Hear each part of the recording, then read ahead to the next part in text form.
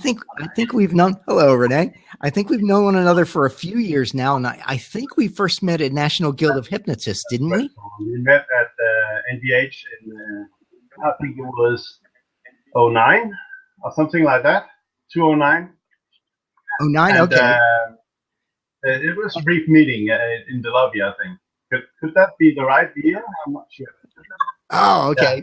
Yeah. And Denmark as well. You've been to Denmark. You've been doing NGH Denmark, had a convention. You've been doing one-day training with us here. And, oh yeah, that was funny because I really had such a good time up at that training. Stephanie did too, and it was funny because I think you were probably the main reason why they asked me to talk there. They asked me if I knew anybody, and I said definitely.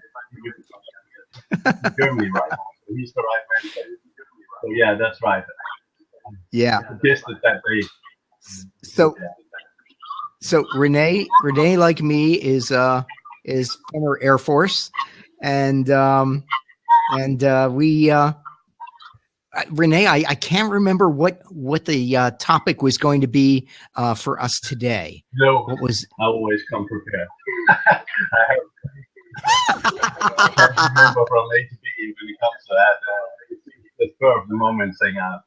What I had in mind, Sean, was that we had to talk a bit about the dedication time, that time span education takes to make a certified hypnotherapist.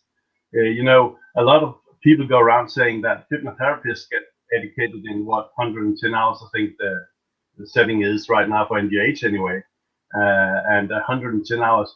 Can it be right? You can do a therapist. You could train a therapist from nothing to a therapist in 110 hours. And I'm sure you. Renee, I'm sorry. Renee, hang on just a moment, please. I keep losing you. Let me find out. Can other people hear? Can other people hear Renee? Because I'm getting broken audio. Oh shit! Let me just try to fix that here. Hang on. Yeah, poor sound. So let me just set on the mic, and we'll be okay. Okay. I might be too many cables. You know that? I'll try that. There we go. Okay, let's give it a shot and see what we get. Let's see if that works. No, it doesn't work. What do we do now, Michael? I don't have one. Another one. It might work to disable your camera for a little bit. Any sound through? Can you hear me? Now it's. I can't hear you now. It's a little bit better. Let me just try again. You hear me now? Yes. Continue and see how it does. Let's do that. What we was talking about was the education. You know, how can we train a therapist in just 110 hours? How can we do that? And my idea was that we have to look into the 110 hours as just an entry point into hypnosis, just the start of the hypnotherapist life as a therapist. You have to take into the account that they will train over the next few years, maybe the next 5-10 years with clients, and go on courses with you, and of course with me and everybody else that do courses in hypnotherapy. So 110 hours is just an entry point. But what's your take on it? How do you see, the 110 hour certification courses? How's your take on that? Well, I'm with you. When we finish our initial hypnosis training, it's good. We've got some knowledge, but where we really learn is when we're out there working with clients. Yeah. And that's where we really become competent. It's funny, since I've been around, I've taught around the world, some countries are a little bit better at this than others. For instance, the Australians do a it's almost like a period of supervision, and you have a supervisor who meets with you every month, I guess, and discusses your cases and what's happening and that sort of thing, and sort of brings you along. You have a mentor. In a lot of countries, we don't have that. What's the situation in Denmark as far as that's concerned? It's an open case because some schools have mentor, what you call mentor programs to follow mentorship, right? Yeah, and some don't, because when you do mentor programs, you have to take into account it costs money, and that means your education becomes more expensive than the other guy, and that's a huge problem, especially in a country like Denmark, where we are, I guess, about 15, 16 instructors. We have 5 million people, right? So a lot of instructors, a lot of schools, and a few students, actually. A few, not enough students to those instructors, I think. So people start cutting down on things like supervision and mentoring and stuff like that. I give my students 2 hours of supervision. That's it, and then they have to pay their way from there. Yeah. Yeah. Now, for those who don't know, René, I mean, if you didn't catch that, René is an instructor, a hypnosis instructor, and he does a lot of innovative things. Like, for instance, he'll bring in a guest instructor or a guest lecturer via Skype or something like that. And so it's not your normal sort of instruction. He brings in some other things to try and improve the instruction. Right. I see that when you teach students, it's very important to point out that when they get taught in one school, that school's impression they have on them. And then they have to move on to the next school. They have to move on to other instructors to learn other things, because one instructor cannot learn them everything. That's the reason why I take guys like you, for instance, on Skype during our training. So people can see, wow, there's other instructors out there with other meanings, other ways of doing things. I know you and I have pretty much the same background. You're taught with Jared Kine. I'm taught in Jared Kine's setting, the same way of regress, course, and fix it ideas. So you and I have the same background, same upbringing in hypnosis. But when people come from one school, you have to go to another school. You have to go to the next school, and the next school, and learn a bit more about how other people perceive hypnosis and hypnotherapy as well, to become a good hypnotherapist. Yeah. Yes, and there's always more to learn. Of course, we have to balance on the one hand, you need to get out there and start seeing clients in order to perfect your craft. But on the other hand, you need to continue to educate yourself. I mean, I took a class back in September. I'm still taking classes. Great, and that's that's what we need to do. The first, I think, 2 or 3 years or something like that, I spent going around the world learning stuff. And once upon a point, I came to the same things again, in new wording, new setting, new ideas about the same thing, and so on. And I got rather fed up with hearing the same things all the time. So I sought out more, what do you call it, on the edge of what our first primary therapy is, hypnotherapy, on the edge of that. For instance, I went to Spain to see Angel is down there doing operations without any form of anesthesia, any form of hypnosis or anything, just a waking patient and an operation. That was interesting, learning that. Yeah, Did you study with Angel Escudero? No, I went there for a 2-day course. It's just an insight into noethy therapy, as it's called, therapy, and it was great. It was great, and I like to see many similar, many things that we do in our glove anesthesia and pain management stuff is pretty much the same, just in a waking state. He's doing it. and he had the benefit of being a doctor. And people tend to see, well, the doctor says it'll be okay, then it'll be okay. It's a bit different when it comes to a hypnosis setting. They're kind of, let's try this voodoo thing, see where it takes us, and we have to make all the persuasion stuff work as well. So he's a step ahead of us from the entry point, from the point where the client comes in the door. Otherwise, it's pretty much the same thing he's doing as we're doing. Amazing. Yes, stuff, Angel Escudero, for those people who don't know, and tell me, Renee, if I spelled this right. The noisy therapy. Did I spell that right? Or noisy therapy? Noisy therapy. I'm not sure where it's there. I can't see it from here. Sorry. I normally wear glasses. So, oh, okay. But the light gets in the glasses. It looks ridiculous. Yeah, so. No problem. If they Google that, they Google that, they will find it. Even though if I misspelled it slightly, but as Renee was saying.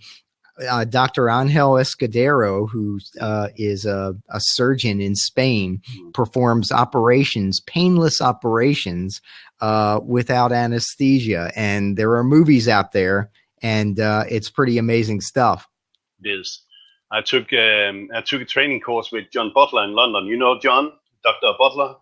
Yes, I know John, yes. Yeah, and he did a BBC broadcast at one point where he underwent a hernia operation himself, just with earplugs, and he spoken in some, I think it was tape back then, with some self-hypnosis, and underwent a hernia operation under self-hypnosis. I was amazed by that. I mean, when a buddy of mine here from Denmark came to me and said, well, I'm going to this John Butler course, I said, take me, I have to go. And, it was amazing. It really was amazing taking courses with John. He's a great therapist and a good hypnotist. And he's doing great courses. So that's another place to take courses around the world, right? So go and exactly. Yeah. I like John Butler. I first encountered him back when he was Gil Boyne's right-hand man. I took a course with Gil and John in Dallas might have been 2005 or something like that. But lucky guy. Yeah. I met Gil once. Yeah. In John Butler's courses. John is doing a different kind of course upset. He's having 6 days courses, and you have, I think, 5 scales of them, so 30 days of courses altogether to become a hypnotherapist in his school, and that's a lot, and you learn a lot, no doubt about it. But it's also you get time to get. Sorry, more. Renee, your audio it's is gone bad again. Oh, it's annoying. Can you hear me now? I hear you now. Yes. All right. I'll try to stand closer. For some reason, it's picking the microphone off the PC, and it's, as you see, I look to the left here for me, and that's where the PC is. So I'll stand a bit closer to that and talk, and let's hope that's better then. Okay. Okay. We'll see. What John was doing in UK was he was doing training courses that was pretty long. He was doing 6 days courses, and he had 5 different courses you need to take to become a hypnotherapist, and that was in Gil Boyne's organization, which is called American Council of Hypnotherapists, something like that. You remember that? Hypnotist examiners. Yeah. Okay, that's it. Yeah. And I met Gil at one point at his courses just a year before he died, actually. Oh yeah. He was getting old, but he was still in there. You know, he was still the kind of guy that he wouldn't. You know, people ask, "Can we take a picture with you, Gil?" He said, "No, no." I'll decide when we take picture, and I'll decide what we take picture of. That's it. And he was that kind of man also. One day I'll have to tell the story about when I grabbed his bottom. It's a visual. You have to see it. But Okay. You have to. All right, I better explain it because that sounded very dodgy. So it was time for us to have our picture taken with Gil, and so I stood up and he put his arm around my shoulder, and I put my arm around his waist, and he said, "Lower your arm," and so I lowered my arm a little bit, and he said, "Lower," so I put it a little lower. And then he said, "Lower." And I'm thinking to myself, I'm about to touch his bottom. I'm very uncomfortable. And then he explained, "No, damn it, put it by your side." So that was when I almost grabbed Gilboyne's backside. Good story. Well, let's get back online because, getting an education into hypnotherapy can be fun, as you tell us here, but it's also something very special because you also yourself, when you start the training to become a hypnotherapist, I remember my teacher telling the whole class actually, look, are you sure you want to go into this? Are you sure you want to become a hypnotherapist? Because when you get out of this classroom, you won't be the same person again. So you have to be pretty sure you want to become a hypnotherapist. It was good suggestion, right? I loved it, actually. Really good suggestion. But it was true. A week after the course, I was totally changed. My stress levels were way down. I mean, I was up there, I tell you. During the breaks, I was the PC coming up, checking the email, and calling home, calling the company, and so on and so forth. At the end of the week, after training week, it was, can wait till tomorrow. And I was a different person. I was acting differently. I was totally different inside. I felt great. I mean, it was relaxing like I've never been relaxed before. And I got almost twice the amount of work done during a day. Amazing. So wow. You learn to alter yourself as a person, but you also learn to handle the world in a different way. So becoming a hypnotherapist is actually a big thing, I think. You have to think about that when you take a course. I don't know how you feel about that, Sean. I guess it changed me, probably my hypnosis courses and then also my NLP, in particular my NLP courses. But so it improved me a lot. But for me, just the excitement of hypnotherapy was just amazing. And I am still so excited about it. There's just, it's the best job in the world. So I'm still very passionate about it. I'm still very excited and very happy that I made this change because it's been wonderful. Yeah, it's a great thing, isn't it, to do that? So that's what I tell my students as well, because you have to take care of yourself. You have to evolve. You have to become a better you. I think Tom Nicoli calls it, and he's right. And the people saying that when you evolve yourself all the time, when you train and when you change yourself as a person, you learn to handle the world. You learn to cope with what the stress of the world gives you, right? So that's what yes, that's what we teach our clients as well. So I think it's a very important teaching in the course, actually. Yeah. So, Sean, we've been talking a bit about now I'm back with the paper, right? I have to read it. We've been talking a bit about how the 110 hours training actually isn't a real hypnotherapy education. It's the entry point. You start here, you can become a hypnotherapist. You are a hypnotherapist after that, but you're only training with it. You're only starting out. So now you have to get in the seat. Now you have to train with your clients. Now you have to get some work done, right? So when you train, do you still train certified instructor courses? You do that? You still train certified instructor courses, Sean? Oh, yes, I do. I still teach certification courses. Right. I don't train in Germany, but I do. As a matter of fact, I may be teaching a certification course this year in Brazil. Okay. So yeah, I did. It was nice weather when I was there last time. It was. Yeah, you're getting around. I'm a bit envy of you. The only time I got around the world was when I was taking courses around the world. But that's the papers. I cannot read without glasses, as you know. Okay. The 110 hours, we've covered that a bit. I think about also about hypnotherapy, where it's supposed to go in, say, 10 years from now, because I know the time I've been a hypnotherapist, man, it's moved away from what it was back then. I mean, it's really been moving on. So how do you see hypnotherapy in 10 years from now, Sean? Well, I think I'm not as optimistic as I used to be.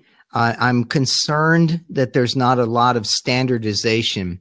As I go around the world, I see that in some countries there is more standardization. There are things that you need to know, and you need to demonstrate your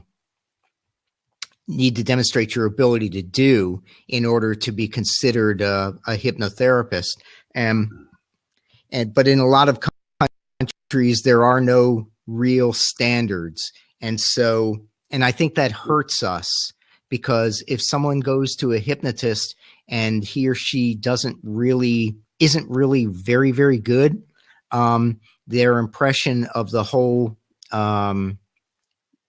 trade is going to be affected. So I really would like to see us get more standardized if we want hypnosis to become a more mainstream therapy. I mean, I know it's wonderful, you know it's wonderful, but I'd like to see some more standardization in skill levels with the hypnotists in order to make it really take off. I don't know. What do you think? I'm split on that question, because it's kind of the way that if it's in an open market, then everybody can come in and try out and get good at doing this hypnotherapy, right? But if it's a closed trade, if it's a national thing, that national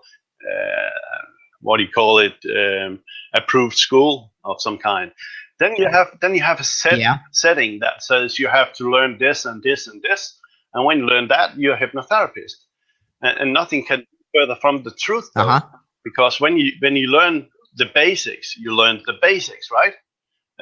You still have to evolve from that. I think that it was Gary Kind telling us to go out there, learn some more, go to the edge of what hypnotherapy is, and take it beyond that also, because you have to learn more than what we can teach you. You have to think for yourself. You have to think, well, what will happen if I do this, and try it out.